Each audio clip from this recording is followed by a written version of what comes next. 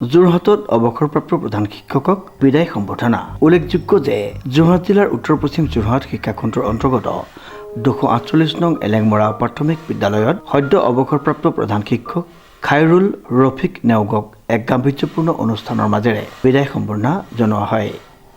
যে মই চাকৰি বা চৰকাৰীভাৱে মই এই বিদ্যালয়ৰ পৰা মই অৱসৰ ল'লোঁ, কিন্তু মোৰ এটা আশা আছে যে মই অৱসৰ লোৱাৰ পাছতো মই এই বিদ্যালয়লৈ ধৰক মই আহি থাকিম বা বিদ্যালয়ত মানে শৈক্ষিক দিশটোত মই কেনেকৈ আৰু ভালকৈ আগবঢ়াই নিব পৰা যায়, সেই এটা আশা আছে মোৰ। আৰু বিদ্যালয়ৰ পৰিয়ালবৰ্গই আৰু স্থানীয় ৰাইজেও মোক এইটোত আৰম্ভণিৰ পৰা মোক কৈ আছে যে আপুনি আহি থাকিব। যিহেতু এইখন বিদ্যালয়ত মই প্ৰায় 32 বছৰ কাল মই চাকৰি কৰিলোঁ, গতিকে বিদ্যালয়খনৰ লগতে ইয়াৰ স্থানীয় ৰাইজৰ লগত মই প্ৰায় একাকাৰ হৈ গ'লোঁ। আৰু আজি মোৰ এতিয়া যিটো সম্বৰ্ধনা অনুষ্ঠান, মই ভাবোঁ যে এগৰাকী শিক্ষক হিচাপে তেওঁ অতীতৰ কামবিলাকৰ এইটো এটা স্বীকৃতি নহয় বুলি মই ভাবোঁ।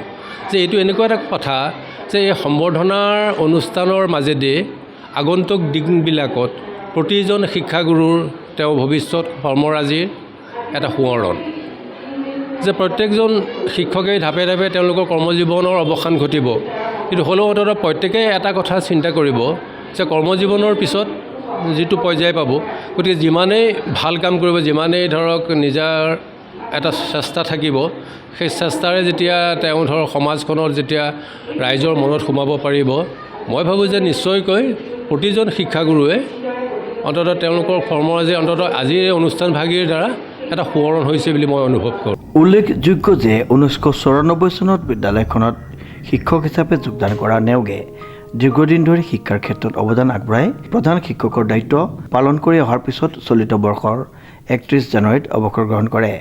বিদ্যালয় প্ৰাংগণত অনুষ্ঠিত অনুষ্ঠানত বিদ্যালয় কৰ্তৃপক্ষ, পৰিচালনা সমিতি আৰু স্থানীয় ৰাইজে ফুলাম গামোচা, সম্বৰ্ধনা পত্ৰ আৰু গ্ৰন্থৰ টোপোলাৰে শিক্ষকগৰাকীক সম্বৰ্ধনা জ্ঞাপন কৰে।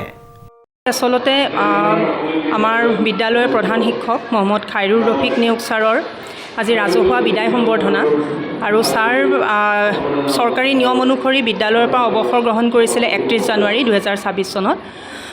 কিন্তু আজি যিহেতু আমি ৰাজহুৱাভাৱে আয়োজন কৰিবলগীয়া হ'ল, যিহেতু ছাৰ এইখন বিদ্যালয়ৰ লগত 32 বছৰ জড়িত হৈ আছে, গতিকে আমাৰ বিদ্যালয়ৰ উদ্যোগত আৰু এলেংমৰাবাসী ৰাইজৰ সহযোগত আমাৰ বিদ্যালয়তে আজি ৰাজহুৱাভাৱে নেওগ ছাৰৰ সম্বৰ্ধনা অনুষ্ঠানটো আয়োজন কৰা হৈছে।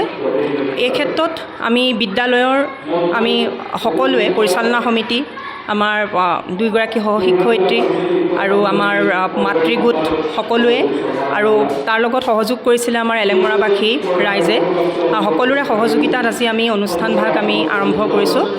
আৰু বিশেষকৈ আমি ছাৰক আচলতে বিদায় শব্দটো অতি দুখৰ হয়, ছাৰক আমি তেনেকৈ বিদায় দিয়াটো নহয়। ছাৰ সদায় আমাৰ কাৰণে আহিয়ে থাকিব আৰু বিদ্যালয়খনৰ কাৰণে ছাৰে যেনেকৈ কষ্ট কৰিছিলে সেই কষ্টখিনি মানে ফলৱৰ্তী কৰাত আমি ছাৰক যথেষ্ট সহায় সহযোগিতা কৰিছিলোঁ।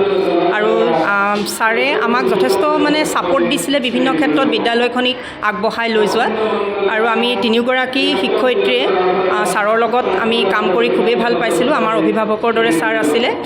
আৰু অনাগত দিনত আমি ছাৰক বিচাৰিছোঁ, এলেংমৰাবাসী ৰাইজে ছাৰক বিচাৰিছে বিদ্যালয়খনৰ সৰ্বতোপ্ৰকাৰ উন্নতিৰ কাৰণে আমি যিখিনি কষ্ট কৰিছোঁ, আমি আটাইয়ে মিলি সকলোখিনিয়ে যথেষ্ট কষ্ট কৰিছোঁ দিনে ৰাতিয়ে। আৰু আমাক এই ক্ষেত্ৰত যথেষ্ট সহায় সহযোগিতা ছাৰে আগবঢ়াই আহিছিল আৰু অনাগত দিনতো ছাৰে সহায় সহযোগিতা আগবঢ়াব বুলি আমি আশাবাদী। আৰু এইবাৰত আমাৰ বছৰে বছৰে আমাৰ ষ্টুডেণ্টৰ সংখ্যা বাঢ়িছে আৰু এইবাৰ আমাৰ আগতকৈও বহুত বাঢ়িছে, গতিকে এইটো এটা বিদ্যালয়খনৰ কাৰণে গৌৰৱৰ বিষয়। আৰু অনাগত দিনত আৰু আমি ছাৰৰ সহযোগিতাটো থাকিবই আৰু সকলোৱে মিলি এনেধৰণে বিদ্যালয়ৰ উত্তৰণৰ কাৰণে আগবাঢ়ি যাম বুলি আমি আশাবাদী।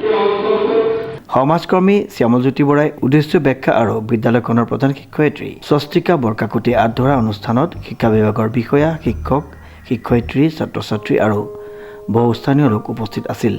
উল্লেখযোগ্য যে উক্ত অনুষ্ঠান আৰম্ভ হোৱাৰ পূৰ্বে সদ্য অৱসৰপ্ৰাপ্ত প্ৰধান শিক্ষক খাইৰুল ৰফিক নেওগক গায়ন বায়নেৰে বিদ্যালয়খনলৈ আদৰি অনা হয়। প্ৰকাশ গায়নৰ ৰিপৰ্ট, নিউজ নাও।